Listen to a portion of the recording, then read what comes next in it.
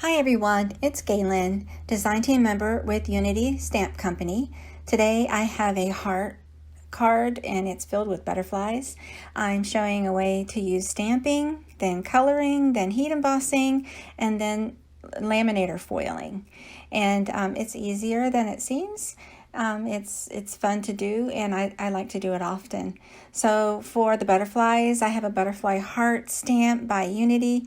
It is called Trust It Will Be Okay, and I have another butterfly stamp from the sentiment kit called Cuppa Comfort. I have a Deco foil in gold, and I use ink. I'm using ink by Simon Says Stamp.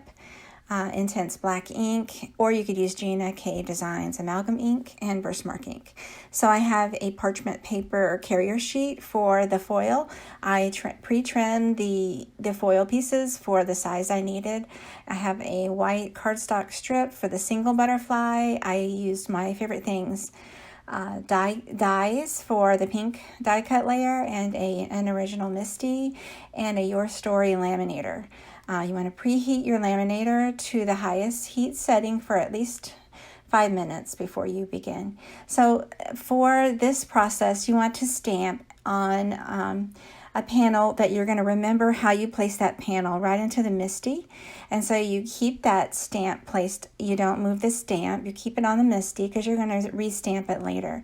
So just remember how you placed your paper and replace it later on in the same position.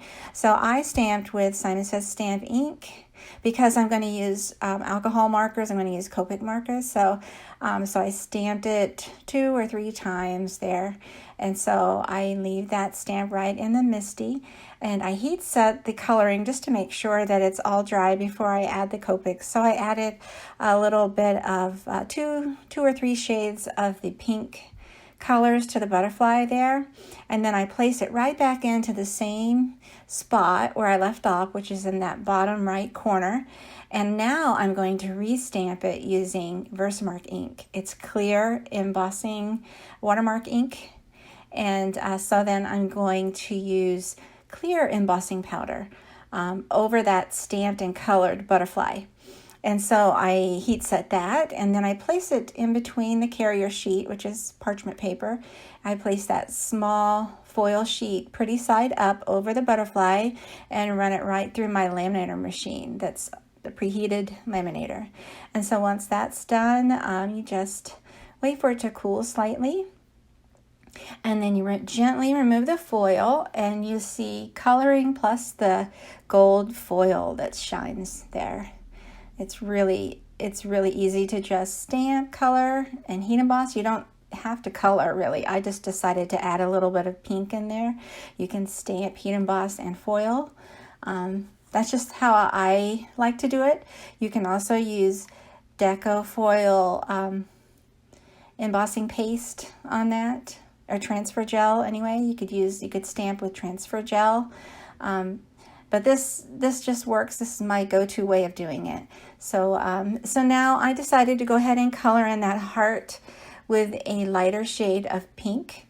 And I used color on the butterflies as well on this big heart.